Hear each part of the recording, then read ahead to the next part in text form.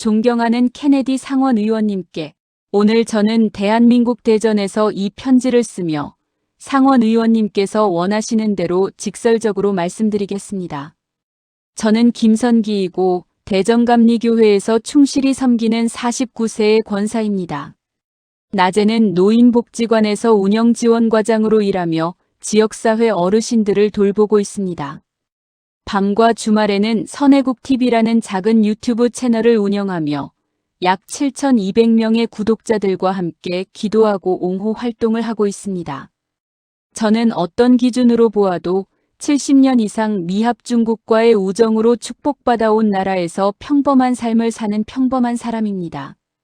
케네디 상원 의원님은 우리나라는 천재들이 세웠지만 바보들이 운영하고 있다고 말씀하신 것으로 유명합니다. 권력에게 진실을 말하고 정치적 언어 유희를 꿰뚫어보고 물어야 할 질문을 물으시며 경력을 쌓아오셨습니다. 저는 대한민국에서 폭정이 진행 중이며 누군가 그것에 대해 진실을 말해야 하기 때문에 상원 의원님께 편지를 씁니다. 전광훈이라는 이름의 69세 목사님이 오늘 2026년 3월 23일 현재 71째 수감 중이십니다.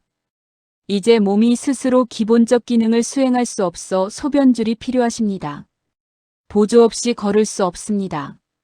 그분에 대한 혐의는 재판장 본인도 불명확하고 불충분하다고 비판했습니다. 그런데도 대한민국 대통령은 종교의 정치 참여를 반드시 뿌리 뽑아야 한다고 공개적으로 선언하는 동안 그분은 여전히 철창 뒤에 계십니다. 지금 상원 의원님께서 손에 들고 계신 이 편지는 제가 전광훈 목사님의 석방을 호소하며 미국 지도자들에게 쓴 23번째 국제 편지입니다. 저는 트럼프 대통령, 벤스 부통령, 루비오 국무장관, 존슨 하원 의장, 그리고 린지 그레이엄 론 존슨, 빌 해거티를 포함한 수많은 상원 의원들에게 편지를 썼습니다. 오늘 저는 상원 의원님께 씁니다. 미국 상원에서 거의 누구보다도 상원 의원님께서 이 상황을 있는 그대로 보시고 그것을 직설적으로 말씀하실 용기가 있으시리라 믿기 때문입니다. 케네디 상원 의원님, 저는 상원 의원님께서 미국에서 가장 인용되는 상원 의원으로 알려져 계시기에 특별히 호소드립니다.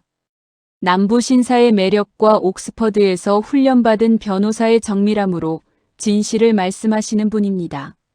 상원 의원님께서는 러시아, 중국, 이란, 북한을 주시 스몰렛의 경찰 보고서처럼 신뢰한다고 말씀하셨습니다. 판사 지명자들에게 마이 커전 비니를 받다고 연방 판사 자격이 되는 건 아니라고 말씀하셨습니다. 이것은 단순히 재치 있는 농담이 아닙니다. 정치적 올바름보다 직설적 표현을, 포장보다 실체를, 편한 거짓말보다 진실을 중시하는 세계관을 반영합니다. 이러한 직설적 표현이야말로 대한민국 상황에 필요한 것입니다. 이재명 대통령은 종교의 정치 개입은 나라 망하는 길이며 반드시 뿌리 뽑아야 한다고 공개적으로 선언했습니다. 정치적 발언을 하는 목사들을 반역을 저지르는 무장반군에 비유했습니다. 범주로서의 개신교회에 대한 수사를 요구했습니다. 종교 자유를 소중히 여기는 모든 사람의 피를 얼게 만들어야 할 농업적 비유를 사용했습니다. 밭을 갈 때 큰 돌부터 집어내고 잔돌을 집어낸다고 말했습니다. 전광훈 목사님이 큰 돌입니다. 그분의 투옥은 정권의 의제에 반대하는 모든 종교적 목소리에 대한 더 넓은 박해의 길을 닫기 위한 것입니다. 케네디 상원 의원님, 저는 이것을 있는 그대로 불러줄 분이 필요합니다. 미국의 조약 동맹국이 종교 박해에 가담하고 있다고 직설적으로 말해줄 분이 필요합니다. 목사들을 무장반군에 비유하는 것은 입헌 민주주의가 아니라 권위주의 정권의 언어라고 지적해줄 분이 필요합니다. 친미 목사가 몸에 소변줄을 삽입한 채 걷지도 못하며 감옥에서 시들어가는 동안 그 나라 대통령이 종교 시민들을 정치적 삶에서 뿌리 뽑겠다고 위협하는데도 미국이 왜 침묵하는지 물어줄 분이 필요합니다. 상원 의원님이 바로 그분이십니다. 대한민국 상황은 복잡하지 않습니다. 한 목사님이 7년간 참가자들이 찬송가를 부르고 기도하고 주기도문을 외우고 미국과 한국 국기를 흔들며 양국 동맹을 축하하는 평화로운 집회를 조직하셨습니다. 7년간 전광훈 목사님이나 그분의 추종자들이 일으킨 폭력 행위는 단 한 건도 없었습니다. 단 한 건도. 그런데도 그분은 체포되어 감옥에 갇히셨고 검찰이 정확히 어떤 범죄를 저질렀는지 명확히 설명하지 못하는 동안 신체적으로 악화되고 계십니다. 판사는 공개적으로 사건을 비판했습니다. 그러나 여전히 전광훈 목사님은 감옥에 앉아 천천히 죽어가시며 대통령은 종교적 목소리를 정원의 잡초처럼 뿌리 뽑겠다고 말합니다. 케네디 상원 의원님, 이것은 폭정입니다. 단순 명료합니다. 케네디 상원 의원님, 상원 의원님의 탁월한 학력은 법과 정의 문제에 독특한 시각을 제공합니다. 벤더빌트 유너버서티를 매그너 컴 로드로 졸업하셨고 학년회장을 역임하셨으며 파이 베이터 캘퍼에 선출되셨습니다. 유너버서티 오브 버지니어 스쿨 오브 로에서 법학 박사 학위를 받으시며 버지니어 로 리뷰 편집위원을 역임하셨고 오더 오브 더 콰프에 선출되셨습니다. 그리고 세계에서 가장 명망 높은 대학 중 하나인 옥스퍼드 대학교에 가셔서 매그덜런 칼리지에서 민법 박사 학위를 1등급 우등으로 받으시며 영국 최고의 법률 석학들 아래에서 수학하셨습니다.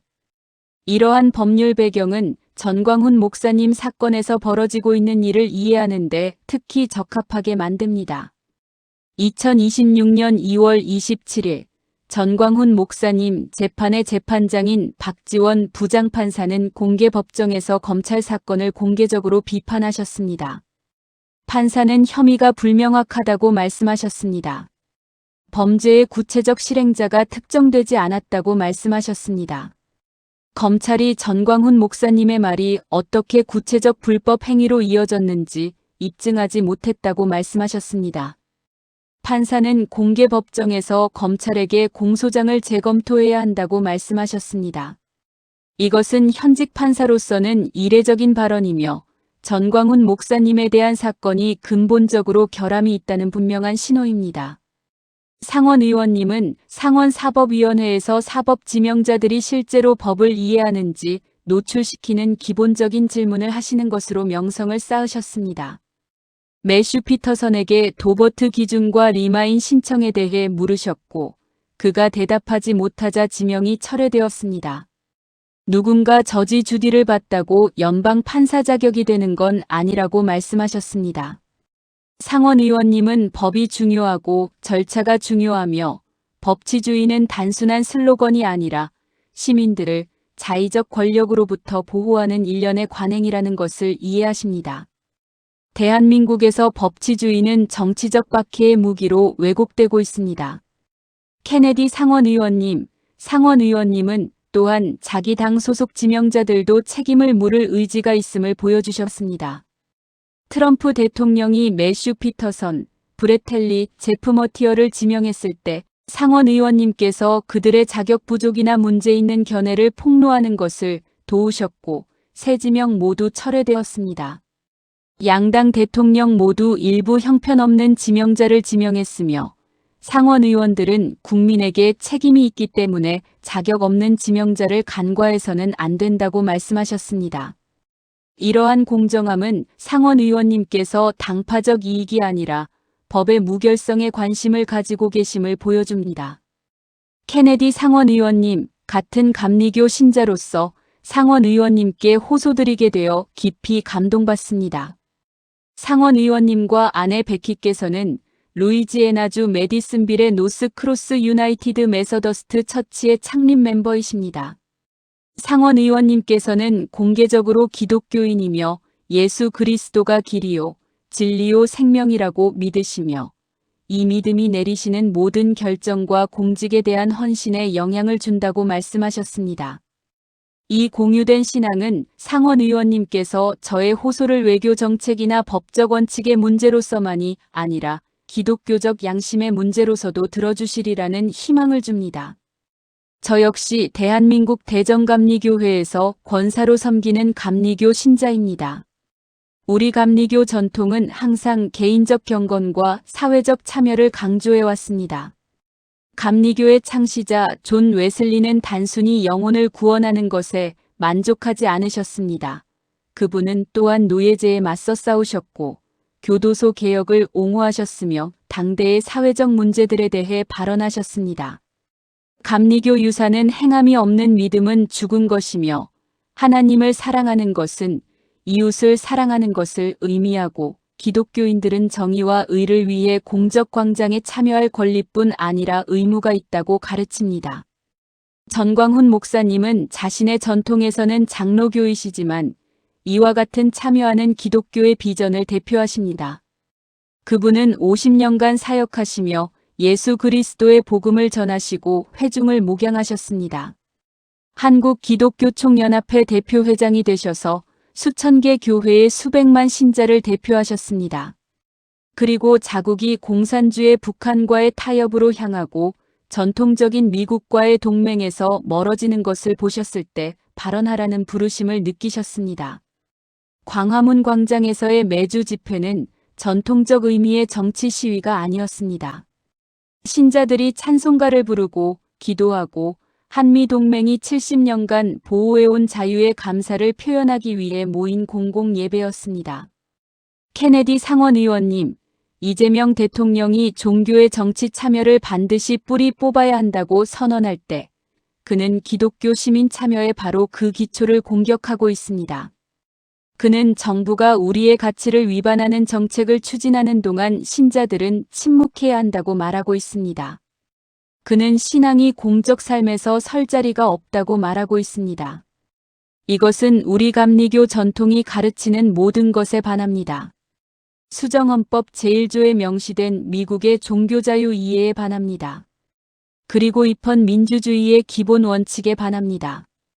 케네디 상원의원님, 납세자의 파수꾼이자 정부 월권의 비판자로서의 명성은 대한민국에서 벌어지고 있는 일의 위험성을 이해하시기에 특히 적합하게 만듭니다.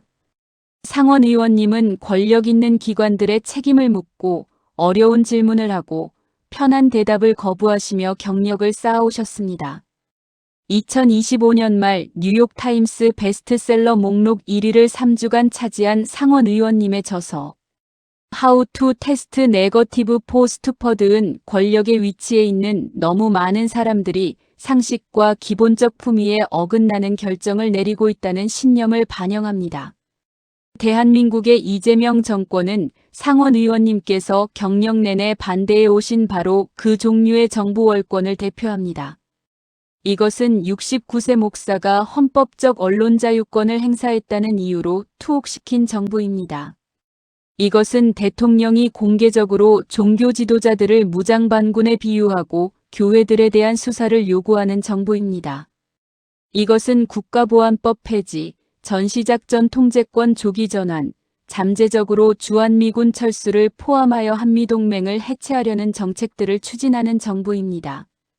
그리고 이것은 동맹을 수호하는 가장 저명한 한국인 목소리를 감옥에 던져 넣어 침묵시킨 정부입니다. 케네디 상원의원님, 상원의원님께서는 책임이 없을 때 정부 권력이 남용될 수 있다고 종종 지적해 오셨습니다.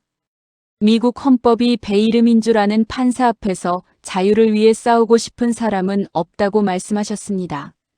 대한민국에서 전광훈 목사님은 그분에게 무기화된 법 체계 앞에서 자유를 위해 싸우고 계십니다. 판사가 검찰 사건을 비판했지만 검찰은 어쨌든 계속합니다.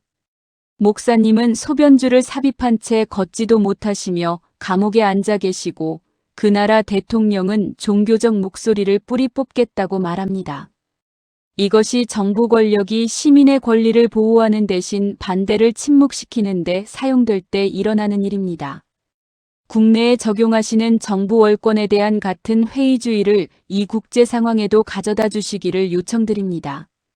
미국의 조약 동맹국이 평화적 옹호 활동을 이유로 종교 지도자들을 투옥하기 시작할 때 그것은 미국의 정당한 이익밖에 있는 국내 문제가 아닙니다.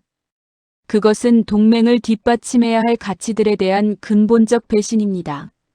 그러한 박해에 직면하여 침묵하는 것은 종교 자유에 대한 미국의 헌신이 협상 가능하고 편리할 때만 적용되며 동맹국이 신자들을 박해해도 면제된다는 것을 시사합니다. 케네디 상원의원님, 상원사법위원회에서의 봉사는 종교 자유와 인권 문제를 다룰 수 있는 독특한 플랫폼을 제공합니다. 사법위원회는 연방 형법, 인권, 이민법, 헌법적 권리에 관한 문제에 대해 광범위한 관할권을 가지고 있습니다. 이 위원회의 위원으로서 상원의원님은 미국이 해외에서 인권을 증진하고 위반자들에게 책임을 물을 때 사용하는 메커니즘에 직접 접근하실 수 있습니다. 상원의원님은 질문을 제기하고 브리핑을 요구하고 그렇지 않으면 주목받지 못할 수 있는 남용에 주목하게 하실 수 있습니다. 1998년 국제종교자유법은 종교자유를 미국 외교 정책의 우선순위로 확립하고 전 세계의 박해에 대응하는 메커니즘을 만들었습니다. 이 법은 종교자유가 단순히 미국적 가치가 아니라 보편적 인권이며 미국은 신자들이 어디에 살든 박해받는 신자들을 옹호할 책임이 있다고 인정합니다. 전광훈 목사님 사건은 이 법을 움직이는 우려 안에 정확히 들어맞습니다. 그분은 신앙과 옹호 활동으로 박해받는 종교 지도자입니다. 그분에 대한 혐의는 명목적이며 어떤 진정한 범죄를 처벌하기 위해서가 아니라 그분의 목소리를 침묵시키기 위해 설계되었습니다. 케네디 상원의원님, 사법위원회 업무의 맥락에서 전광훈 목사님 사건을 제기해 주시기를 정중히 요청드립니다. 국무부가 대한민국의 종교 박해를 다루기 위해 무엇을 하고 있는지 물어봐 주십시오. 국제종교자유위원회가 정치적 삶에서 종교적 참여를 뿌리 뽑겠다는 이재명 정권의 발언을 검토했는지 물어봐 주십시오. 미국이 전광훈 목사님의 처우에 관해 한국 정부에 어떤 우려를 전달했는지 물어봐 주십시오. 이것은 답을 받을 만한 질문들이며 위원회에서의 상원의원님의 위치는 그것들을 요구할 자격을 주십니다. 또한 동료들과 협력하여 대한민국의 종교 박해를 규탄하고 전광훈 목사님의 석방을 촉구하는 상원 결의안을 도입하는 것을 고려해 주시기를 요청드립니다. 그러한 결의안은 미국 의회가 지켜보고 있으며 종교 지도자들의 처우가 중요하며 동맹국도 인권에 관한 미국의 기대에서 면제되지 않는다는 강력한 메시지를 보낼 것입니다. 제가 호소드리는 분에 대해 말씀드리겠습니다. 전광훈 목사님은 1956년 3월 28일 전쟁의 참화에서 회복 중이던 한국에서 태어나셨습니다. 미군에 의해 일본 식민 지배에서 해방되고 미국의 피로 공산주의 침략에서 지켜지고 미국의 원조와 우정으로 재건된 나라에서 성장하셨습니다. 어린 시절부터 전광훈 목사님은 자신이 누리는 자유가 공짜가 아니라는 것을, 자유가 지킬 가치가 있다고 믿은 이들이 엄청난 대가를 치르고 얻은 것이라는 것을 이해하셨습니다. 이 이해가 그분의 전 생애와 사역을 형성했습니다. 전광훈 목사님은 50년 이상 전에 하나님의 부르심에 응답하셨습니다. 평생을 예수 그리스도의 복음을 전하고 회중을 목양하고 동료 한국인들에게 신앙과 성실과 봉사의 삶을 살도록 부르셨습니다. 서울에서 가장 크고 영향력 있는 개신교 교회 중 하나인 사랑제일교회의 담임 목사가 되셨습니다. 수천 개 교회의 수백만 신자를 대표하는 한국 최대 개신교 단체인 한국기독교총연합회 대표회장을 역임하셨습니다. 2019년부터 전광훈 목사님은 서울 중심부 광화문 광장에서 매주 집회를 조직하기 시작하셨습니다. 수만 명의 한국인들이 모여 찬송가를 부르고 기도하고 주기도문을 외우고 애국가를 부르는 공공예배였습니다. 그들은 태극기와 함께 성조기를 흔들며 70년간 한국의 안보와 번영의 초석이 된 미한동맹을 축하했습니다. 2019년부터 2026년까지 7년 연속으로 전광훈 목사님은 단 한 건의 폭력 사태도 없이 이 매주 집회를 이끄셨습니다. 수십만 명의 참가자들이 평화롭게 모여 예배드리고 자유를 보호하는 동맹에 대한 애국심과 감사를 표현했습니다. 전광훈 목사님이나 그분의 추종자들이 일으킨 공격 행위는 단 한 건도 없었습니다. 단 한 건도. 케네디 상원 의원님, 직설적으로 말씀드리겠습니다.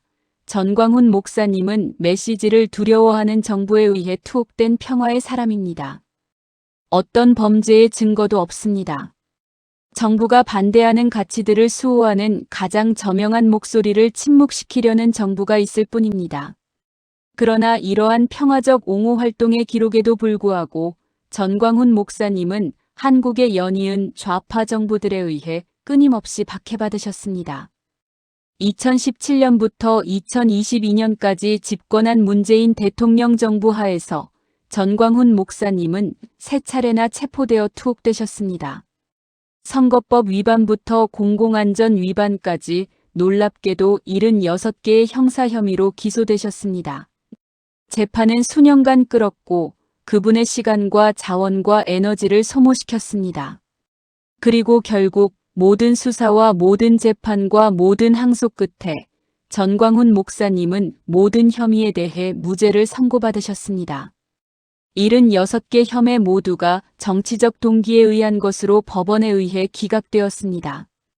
이러한 박해의 패턴이 이제 이재명 대통령 정권 하에서 더욱 강화되어 재개되었습니다. 2026년 1월 13일 전광훈 목사님은 또다시 체포되셨습니다. 내란 선동이라는 원래 혐의는 선정적이고 놀라운 것이었으며 전광훈 목사님을 정부를 전복하려는 위험한 과격분자로 묘사하도록 설계되었습니다. 그러나 이 혐의들은 면밀한 검토하에 빠르게 무너졌습니다. 정부 전복 계획의 증거가 없었습니다. 폭력적 음모의 증거가 없었습니다. 69세 목사가 공적 관심사에 대해 자유롭게 발언할 헌법적 권리를 행사한 것 외에는 아무 증거도 없었습니다. 기소의 선별적 성격은 대검이 처음에 증거 불충분으로 전광훈 목사님과 또 다른 지도자인 신혜식 대표 모두에 대한 구속영장을 기각했다는 사실에서 분명합니다. 이재명 정권 최고 위층에서 정치적 압력을 가한 후에야 전광훈 목사님에 대한 영장만 승인되었고 신혜식 대표는 자유로이 남아 있습니다. 케네디 상원 의원님께서는 법 앞에 모든 사람을 동등하게 대우하는 것의 중요성에 대해 말씀해 오셨습니다. 일부 범죄자들을 기소하지 않으면서 다른 이들을 공격적으로 추궁하는 검찰을 비판해 오셨습니다. 전광훈 목사님에게 벌어지고 있는 일은 바로 그 종류의 선별적 기소입니다. 케네디 상원 의원님께서는 인간과 개의 차이는 개는 가장 멍청하고 무능한 구성원이 무리의 지도자가 되도록 허용하지 않는다는 것이라고 말씀하신 적이 있습니다. 대한민국에서 법 체계는 일관된 사건을 명확히 설명할 수 없고 자기 판사로부터 비판받았으며 정치 지도자들이 요구하기 때문에 어쨌든 진행하는 검찰에 의해 이끌어지고 있습니다. 이것은 정의가 아닙니다. 이것은 법복을 입은 박해입니다. 케네디 상원 의원님, 이제 긴급하고 심각한 우려사항에 대해 말씀드려야 합니다. 전광훈 목사님은 죽어가고 계십니다. 건강 상태는 수감 전에도 이미 심각하셨지만 70일간의 수감이 악화를 가속화하여 위독한 지경에 이르렀습니다. 조치가 곧 취해지지 않으면 전광훈 목사님은 법정에서 자신의 결백이 입증되는 것을 보지 못하고 돌아가실 수 있습니다. 다음 공판은 2026년 4월 17일로 예정되어 있으며 거의 한 달이 남았습니다. 전광훈 목사님은 OPLL이라 불리는 심각한 척추 질환을 앓고 계십니다. 후종인 대골화증의 약자입니다. 이것은 척추 뒤쪽을 따라 있는 인대가 점차 뼈로 변하여 척수를 압박하고 신경학적 증상을 일으키는 진행성 질환입니다. 전광훈 목사님은 이 질환을 해결하기 위해 3차례 별도의 경추 수술을 받으셨습니다. 금속 나사와 판이 목에 영구적으로 삽입되어 척추를 안정시키고 있습니다. 척추 질환 외에도 전광훈 목사님은 여러 심각한 합병증을 동반한 장기 당뇨병을 앓고 계십니다. 수년간의 당뇨병으로 심장 기능이 악화되었습니다. 가장 심각하게는 신경 손상이 방광의 적절한 기능에 영향을 미치는 신경인성 방광 기능 장애를 앓고 계십니다. 케네디 상원 의원님께서 원하시는 대로 직접적으로 말씀드려야겠습니다. 전광훈 목사님은 이제 몸이 스스로 기본적인 배설 기능을 수행할 수 없어 소변줄이 필요합니다. 의료적 보조 없이 소변을 볼 수 없습니다. 방광을 배출하기 위해 몸에 관이 삽입되어 있습니다. 보조 없이 제대로 걸을 수 없으십니다. 2026년 2월 27일 재판에서 전광훈 목사님께서 직접 하신 말씀은 듣는 모든 이를 괴롭혀야 합니다. 만일 원래 재판일인 3월 20일에 재판이 이루어졌다면 저는 진짜 죽었을지도 모릅니다 라고 말씀하셨습니다. 이것은 몸에 소변줄을 삽입한 69세의 분이 계속된 수감이 자신을 죽일 수 있다고 법원에 경고하시는 것입니다. 케네디 상원 의원님, 직설적으로 말씀드리겠습니다. 전광훈 목사님은 판사조차 입증되지 않았다고 말하는 범죄로 서서히 죽어가고 계십니다. 이것은 정의가 아닙니다. 이것은 노인 종교 지도자에 대한 국가 후원 잔인함입니다.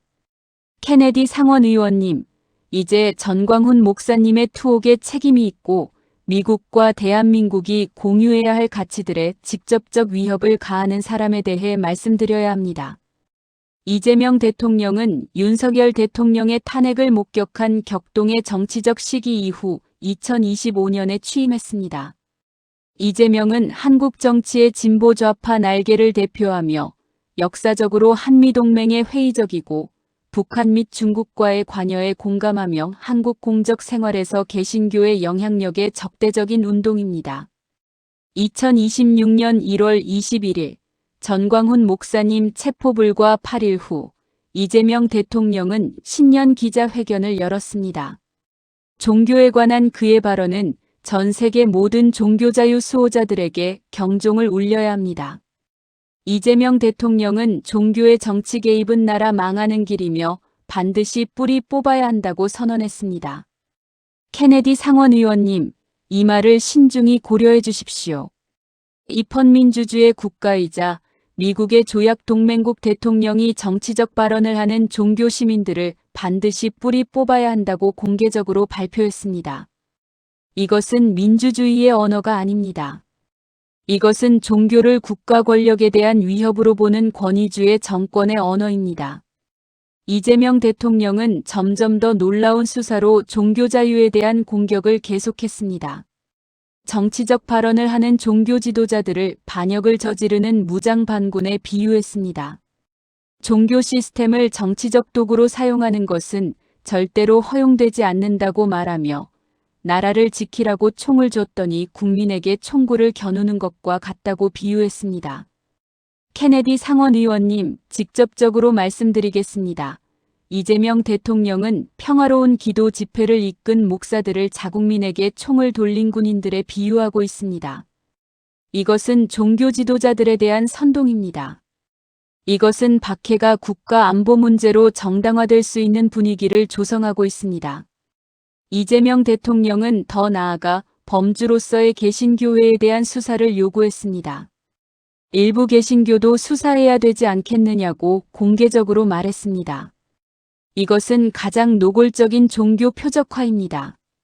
민주국가, 미국의 조약 동맹국 대통령이 어떤 구체적 범죄 증거 때문이 아니라 단순히 정치적 발언을 한 개신교회라는 이유만으로 교회들에 대한 수사를 요구하고 있습니다. 이재명 대통령의 가장 소름 끼치는 발언은 종교 자유에 대한 그의 공격의 전략적 성격을 드러냅니다. 그는 자신의 진정한 의도를 폭로하는 농업적 비유를 사용했습니다. 밭을 갈 때 큰 돌부터 집어내고 잔돌을 집어낸다고 말했습니다. 케네디 상원 의원님, 전광훈 목사님이 큰 돌입니다. 그분은 대한민국에서 가장 저명한 개신교 지도자이시며 한국기독교총연합회 전 대표회장이시고 전국에서 가장 큰 친미 집회의 조직자이십니다. 그분을 먼저 투옥함으로써 이재명 정권은 모든 다른 종교 지도자들에게 메시지를 보내고 있습니다. 발언하면 당신이 다음입니다. 이것은 법 집행이 아닙니다. 이것은 전체 종교 공동체에 대한 체계적 협박입니다. 폭정의 패턴은 수사를 넘어 구체적 정책으로 확장됩니다. 이재명 정권은 전광훈 목사님이 5대 정책이라 부른 것을 추진하고 있으며 이들 각각은 한미동맹과 지역 안보를 근본적으로 훼손할 것입니다. 첫째, 건국 초기부터 북한의 침투와 간첩 활동에 대한 대한민국 방어의 기초였던 국가보안법 폐지입니다. 둘째, 한국군이 이 책임을 완전히 맡을 준비가 되었는지 확인하지 않은 채 한미연합지휘구조에서 한국지휘로의 전시작전 통제권 조기 전환입니다. 셋째, 수십 년간 북한의 침략을 억제해온 28,500명 미군의 잠재적 철수입니다. 넷째, 분쟁 시 미국과 한국군 간의 원활한 조정을 보장하는 동맹의 제도적 구현체인 한미연합사령부 해체입니다. 다섯째, 대한민국을 적대적 정보기관의 침투에 취약하게 만들 방첩사령부 폐지입니다. 이 5가지 정책들은 함께 70년간 동북아시아의 평화를 유지해온 동맹구조의 체계적 해체를 대표합니다. 그리고 전광훈 목사님은 이 정책들에 반대하는 가장 저명한 목소리였으며 바로 그래서 그분이 표적이 되셨습니다. 케네디 상원의원님께서는 워싱턴이 상식이 부족한 사람들에 의해 운영되는 것 같다고 종종 언급해 오셨습니다. 대한민국에서 벌어지고 있는 일은 상식에 어긋납니다. 동맹정부가 한미동맹의 가장 강력한 한국인 옹호자를 투옥하면서 그 동맹을 약화시키거나 단절시키려는 정책들을 추진하고 있습니다. 이것은 민주주의가 행동해야 할 방식이 아닙니다. 이것은 권위주의 정권이 행동하는 방식입니다. 그리고 누군가 그렇게 말해야 합니다. 케네디 상원의원님, 이재명 대통령과 중국 공산당의 관계는 특별한 주목을 받을 만합니다. 이재명 대통령이 한국 정치에서 종교적 참여를 뿌리 뽑겠다고 말하는 동안 그는 중국에 대해서는 매우 다른 태도를 보여왔습니다. 그의 정권은 중국이 계속 대만을 위협하고 남중국해를 군사화하며 규칙 기반 국제 질서를 훼손하는 와중에도 베이징과의 관계 개선으로 움직여왔습니다. 대조가 극명합니다. 미국 동맹을 지지하는 한국 기독교인들은 수사받고 뿌리 뽑혀야 하지만 중국 공산당은 수용하고 달래야 합니다. 상원 의원님께서는 러시아, 중국, 이란, 북한을 주시 스몰렛의 경찰 보고서처럼 신뢰한다고 말씀하셨습니다. 권위주의 정권에 대한 이러한 건강한 회의주의가 대한민국 상황을 분석하는 데 필요한 것입니다. 이재명 대통령의 정책들은 중국이 한국 정부에게 원하는 것과 놀랍도록 잘 일치합니다. 한미동맹 약화, 한반도에서 미군 철수, 연합지휘구조 해체, 친미 목소리 침묵. 이 일치가 의도적인지 아니면 단순히 우연인지와 무관하게 효과는 같습니다. 전광훈 목사님이 반대해온 5대 정책들은 대한민국을 확고한 미국 동맹에서 중립적이거나 심지어 중국 쪽으로 기우는 국가에 더 가까운 것으로 변모시킬 것입니다. 국가보안법 폐지는 북한과 중국 영향력 공작에 대항하는 법적 도구를 제거할 것입니다. 미군 철수는 한국 안보에 대한 미국의 헌신을 상징하는 물리적 존재를 제거할 것입니다. 연합지휘구조 해체는 동맹을 효과적으로 만드는 수십 년간의 군사적 통합을 끝낼 것입니다. 케네디 상원의원님, 전광훈 목사님은 무엇이 위태로운지 이해하셨으며 바로 그래서 7년간 한미동맹을 축하하고 이 파괴적 정책들에 반대하는 집회를 조직하셨습니다. 그분의 투옥은 이재명 정권의 의제에 부수적인 것이 아닙니다. 그것은 핵심입니다. 전광훈 목사님이 자유로운 한 그분은 동맹 해체에 저항하기 위해 수십만 한국인을 동원할 수 있었습니다. 전광훈 목사님이 감옥에 계시니 반대 세력은 약화되고 사기가 꺾였습니다. 큰 돌이 밭에서 제거되었고 이제 작은 돌들은 하나씩 처리될 수 있습니다. 케네디 상원의원님, 저는 단순히 문제만이 아니라 행동에 대한 구체적 요청을 가지고 상원의원님께 왔습니다. 상원의원님은 이를 완수하고 적절한 질문을 하고 권력자들에게 책임을 묻는 것으로 경력을 쌓아오셨습니다. 그 같은 기술을 전광훈 목사님과 대한민국의 종교 자유를 위해 발휘해 주시기를 요청드립니다. 첫째, 대한민국의 종교 박해에 대한 우려를 표명하고 전광훈 목사님의 석방을 촉구하는 공개 성명을 발표해 주시기를 요청드립니다. 상원 의원님의 목소리가 무게를 지니는 것은 바로 직설적이고 진실되게 말씀하시는 것으로 알려져 계시기 때문입니다. 존 케네디 상원 의원님께서 대한민국에서 벌어지고 있는 일이 잘못되었다고 말씀하시는 성명은 전 세계에 울려 퍼질 것입니다. 둘째, 상원 사법위원회 업무의 맥락에서 대한민국의 종교 자유 문제를 제기해 주시기를 요청드립니다. 국무부가 이 상황을 다루기 위해 무엇을 하고 있는지 물어봐 주십시오. 미국이 한국 정부에 어떤 우려를 전달했는지 물어봐 주십시오. 셋째, 동료들과 협력하여 대한민국의 종교 박해를 규탄하고 전광훈 목사님의 석방을 촉구하는 상원 결의안을 고려해 주시기를 요청드립니다. 넷째, 전광훈 목사님의 상황을 트럼프 대통령과 공유해 주시기를 요청드립니다. 트럼프 대통령께서 2019년 루이지애나 주지사 출마 대신 상원에 남아달라고 직접 요청하셨고 상원 의원님은 경력 내내 대통령을 지지해 오셨습니다. 전광훈 목사님은 전체 대한민국에서 트럼프 대통령의 가장 강력한 지지자 중 한 분이십니다. 다섯째, 종교자유에 대한 헌신과 권위주의적 박해에 대한 이해를 공유하시는 마르코 루비오 국무장관과 이 문제를 논의해 주시기를 요청드립니다. 그리고 여섯째, 가능하시다면 제가 의회 의원들이나 국무부의 한국 상황을 직접 브리핑할 기회를 마련하는 데 도움을 주시기를 겸손히 요청드립니다. 케네디 상원 의원님, 저는 같은 감리교 신자에게, 같은 기독교인에게 직설적 진실을 소중히 여기는 한 사람이 다른 사람에게 드리는 개인적 호소로 이 편지를 마무리합니다. 상원 의원님은 정직이 중요하고 진실을 말하는 것이 의무이며 권력의 위치에 있는 자들에게 책임을 물어야 한다는 신념 위에 삶과 경력을 쌓아오셨습니다. 저도 그 신념들을 공유합니다. 성경은 잠언 31장 8절에서 9절에서 가르칩니다. 말 못하는 자와 모든 고독한 자를 위하여 입을 열지니라. 입을 열어 공의로 재판하며 가난한 자와 궁핍한 자를 신원할지니라. 전광훈 목사님은 감옥에서 스스로를 위해 말씀하실 수 없습니다. 장기가 망가져 몸에 체액을 배출하는 소변줄을 달고 그곳에 누워 계십니다. 보조 없이 법정으로 걸어가실 수 없습니다. 그러나 상원 의원님은 그분을 위해 말씀하실 수 있습니다. 마태복음 25장 36절은 예수님의 말씀을 기록합니다. 내가 옥에 갇혔을 때에 내가 나를 돌보았느니라. 의인들이 언제 주님이 옥에 갇히신 것을 보았느냐고 묻자 그분은 대답하십니다. 너희가 여기 내 형제 중에 지극히 작은 자 하나에게 한 것이 곧 내게 한 것이니라. 전광훈 목사님은 신앙과 양국 간의 동맹을 수호하다가 감옥에 계십니다.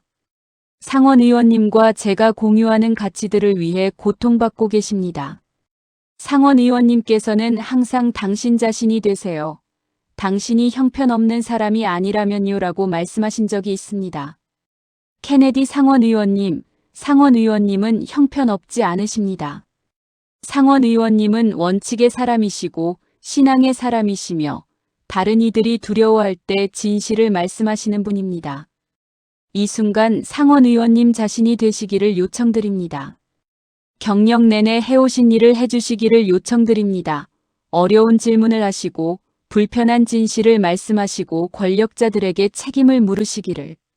저는 그저 평범한 사람입니다. 케네디 상원 의원님. 중간 규모 한국 도시의 노인복지관에서 일합니다. 월급은 적습니다. 정치적 권력도 큰 재산도 유명한 이름도 없습니다. 제가 가진 것은 키보드, 인터넷 연결, 그리고 오름이 궁극적으로 승리할 것이라는 흔들리지 않는 확신입니다. 저는 미국 지도자들에게 23통의 편지를 썼습니다. 어딘가에서 어떻게든 이 편지들 중 하나가 차이를 만들 수 있는 사람에게 도달할 것이라 믿기 때문입니다. 케네디 상원 의원님, 이 편지를 읽어주시는 시간을 내주셔서 감사합니다. 유권자들과 옹호자들로부터 수많은 통신을 받으신다는 것을 알고 있으며 이 호소에 관심을 기울여 주셔서 감사합니다. 하나님께서 상원 의원님의 결정을 인도해 주시고 이 상황에서 정의와 자비의 도구로 상원 의원님을 사용해 주시기를 기도합니다. 전광훈 목사님은 옥중서신에서 추종자들에게 이승만 대통령의 구호를 상기시키셨습니다. 뭉치자 싸우자 이기자.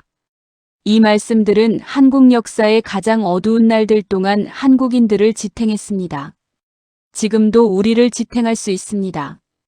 저는 상원 의원님께 이 대의에 우리와 함께 뭉쳐주시고 종교 자유와 법치주의를 위해 싸워주시고 너무 늦기 전에 전광훈 목사님의 석방을 쟁취하는 것을 도와주시기를 요청드립니다.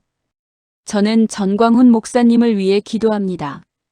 하나님께서 망가져가는 육체를 지켜주시고 꺾이지 않은 영혼을 강하게 하시고 신속한 석방을 이루어 주시기를. 저는 대한민국 국민을 위해 기도합니다. 그들이 폭정의 세력에 저항하고 자유들을 수호할 용기를 찾기를. 저는 미국과 대한민국이 함께 공유된 희생 속에 맺어지고 공유된 가치로 지속된 동맹이 이 시험을 견디고 이전보다 더 강해지기를 기도합니다. 그리고 저는 케네디 상원 의원님을 위해 기도합니다. 루이지애나와 국가를 위한 봉사에서 축복받으시고 아내 베키와 아들 프레스턴이 번영하시고 언제나 옳은 것을 아는 지혜와 그것을 직설적으로 말하는 용기를 가지시기를. 깊은 존경과 긴급한 희망을 담아 그리스도 안에서 겸손한 종으로 남습니다. 김선기